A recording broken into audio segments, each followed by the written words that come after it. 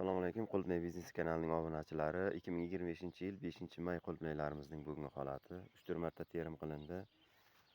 Manzilimiz Surxondaryo viloyati Oltinsoy tumani Chinar mahallasi.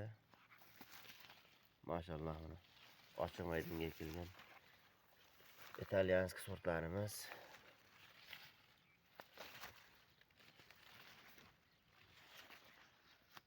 Qulupnay haqida qanday ma'lumot kerak bo'lsa, kommentariyalarga yozsalaringiz, videolarda javob berishga harakat qilamiz.